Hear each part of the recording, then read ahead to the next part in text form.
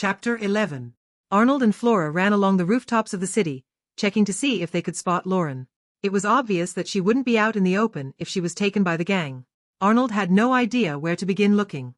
He had thought at first to check her father's store but concluded that that wouldn't make sense for her to be there. She was probably taken to one of their hideouts. Although he was an experienced player, he never bothered exploring the city. Its scale was much too large. If only he had done those side quests that random NPCs give, then maybe he would have at least known the geography of the city better. I should head to the Information Guild first. Perhaps they might have what I'm looking for. But is that really going to work? In order to discover the location of Lauren, he had to somehow seek information regarding all the best hideouts in this city. There were literally hundreds that he knew of, but he didn't know which were occupied and which weren't. That was where an Information Guild came in. They have their own league of spies who sometimes infiltrate organizations to obtain information. Information was valuable in this day and era. However, some was also expensive and hard to come by. In addition, it took a lot of time to obtain some information as well. Even if he was the son of the lord of the city, he was doubtful whether they would even allow him to speak to an executive. The executives were usually the ones who had access to exclusive information. If I was still a player, then I could just use coins to buy bribery gifts from the Star Shop to give to them. The Star Shop was where you could buy rare and limited edition items for a certain amount of money. Of course, it wasn't cheap. Given the situation, he had to find other ways to convince the executive to give him the information he needed. However, he had an alternative plan. Information guilds were the best choice when you want to find something out. But you should know who to seek that information from. Why are we here? Flora asked as she looked up at the Adventurers Guild and the adventurers in front of it. Likewise, they were looking at her. Not just because of her clothing but also her beauty. You'll see. Many of the adventurers were looking at the two of them strangely. Flora had a sword despite not wearing the right gear for adventuring. Then there was Arnold. He was only in a dark blue suit and pants and had no weapons. The people concluded that they were noble kids looking to flaunt their talents despite having no experience in adventuring. The two of them entered the guild. As expected of the guild when it was past noon. The entire guild was filled to the brim with adventurers. Oi! Don't cut in line. But we were here first. You just shoved us aside. You want to say that to my fist, kid? So noisy, Arnold muttered as he looked around the guild. Bingo. Arnold made his way to the person standing next to the guild quest board. The person seemed like any normal adventurer waiting for new quests. Hey! Arnold called out to the person. Looking at the person's frame, it was a woman. Oh? She looked up and her eyes widened. It was expected of her kind to know the city lord's son's face. How may I help you? The person asked politely. She was wearing a rather thick cloak despite the hot temperatures outside. Flora decided to ask nearby adventurers if they saw a girl with red hair and blue eyes. Arnold lowered his voice and spoke. There exists no god. We are merely a simulation orchestrated by a higher being. He spoke in foreign tongue, specifically demon tongue. The person's eyes widened. Why you? How do you know our secret code? She grabbed Arnold's arm and pulled him into a corner.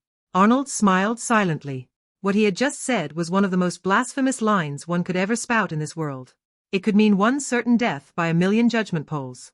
Not only the phrase but the language he used to say it could worsen the sentence they could give him. Even a person of high authority must never spout such words. The Pope does not allow such people to stay alive.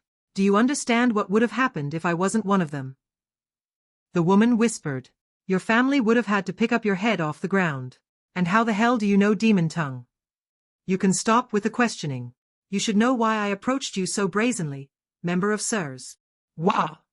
SIRS. One of the most mysterious organizations in the world of star fantasy. Their name is derived from the founder who was a demon from the Dark Continent. Their purpose was to obtain and sell high-value information. That information wasn't the legitimate kind. You could find out anything from drug deal locations, corrupt politicians, illegal monster and plant trades, and so on. The woman took off her hood and looked at Arnold in shock. She was a girl with heterochromia. Her right eye was blue while the other was green. Around her neck, there was a race-altering necklace to make her appear human.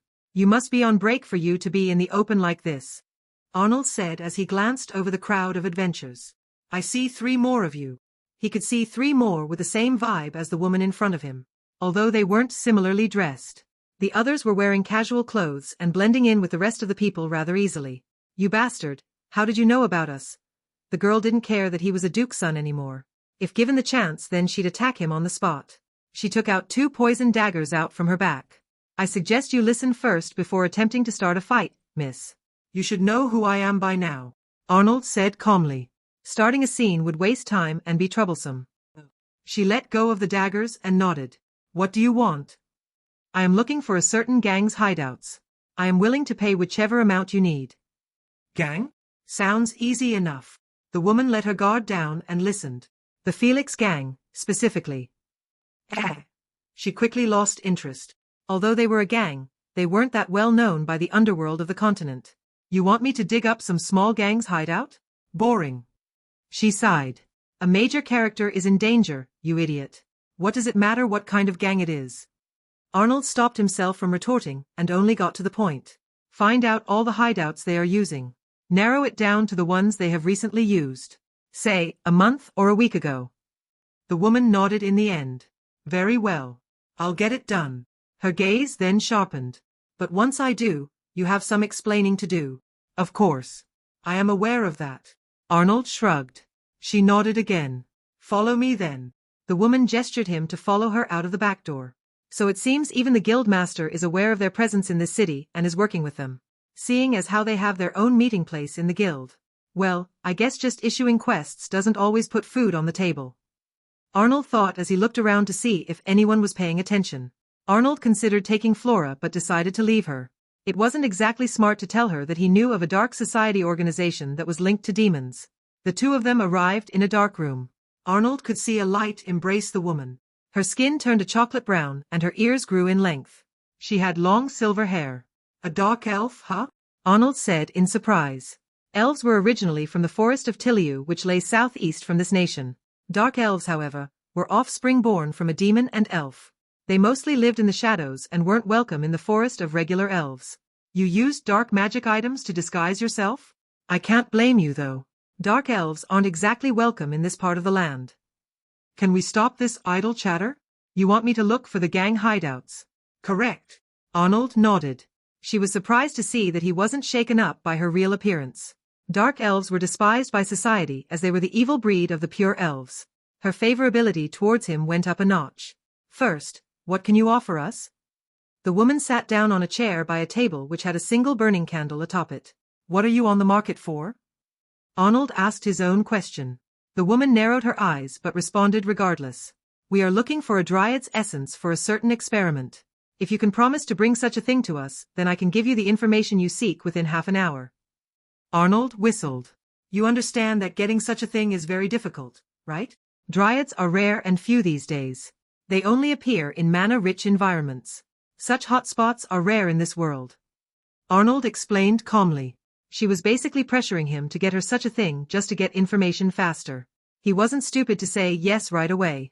Plus, he didn't want to have a debt to settle with a dark society organization. He would only do it if he was certain that he'd be able to find it. Since this was a new world, totally different from the original Dar fantasy, he couldn't trust his knowledge of the game completely. If the plot had changed, albeit a little, that meant that other things were different as well. I'm sorry, but that's impossible. Arnold shook his head. TCH. Then you'll have to wait half a day then.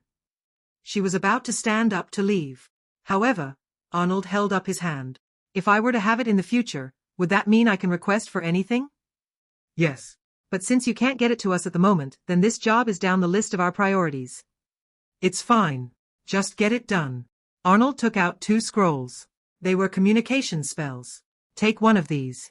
When you get the locations, then inform me by infusing mana into these. The woman nodded.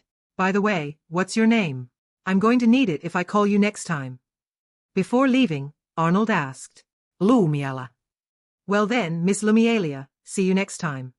That's not how you say it. The woman shouted with a red face at his mispronunciation of her name. Arnold left before she could lash out of him. Have you found anything yet? Arnold asked Flora after he came up to her. She had chosen to sit down on a corner table next to a window. Flora shook her head. None of them seemed to know anything about the underground gangs in this city. By the way, who was that woman you left with?